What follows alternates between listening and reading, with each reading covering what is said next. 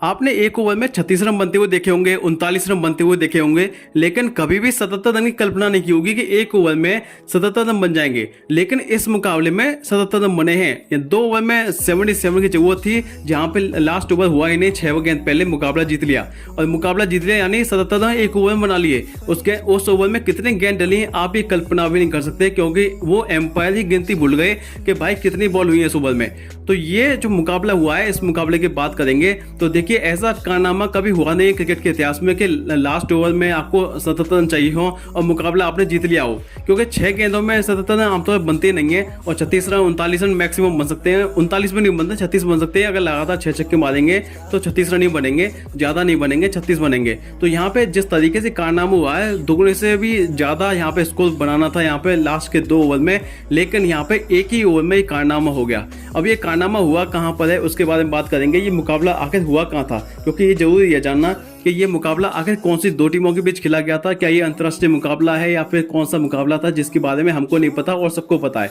तो देखिए सबसे बड़ी बात यह है, ये फर्स्ट क्लास मुकाबला था जहां पे न्यूजीलैंड के क्राइस्टचर्च में मुकाबला हो रहा था। 2 टीम कौन सी थी, कैंटरबरी और वेलिंगटन के बीच मुकाबला था और सेल ट्रॉफी जो टूर्नामेंट होता है उस टूर्नामेंट का ये मुकाबला था और 20 फरवरी को ये खेला गया था, जहां पे कैंटरबरी को जीतने के लिए 2 ओवर में 77 रन की जरूरत थी। ऐसे में वेलिंगटन ने बर्ट वेंस को बॉल थमाई और बल्लेबाजों को ललचाने का प्रयास किया, लेकिन यह प्लान उन पर ही उल्टा पड़ गया, क्योंकि बर्ट ने इस ओवर में कुल 22 गेंदें डाली। 22 गेंदें जिसमें से 17 नो बॉल थी।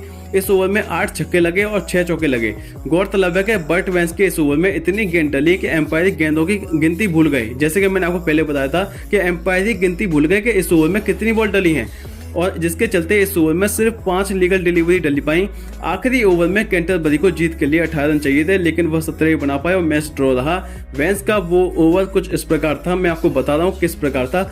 0-4-4-4-6-6-1-4-1-0-6-6-6-6-0-0-4-0-1।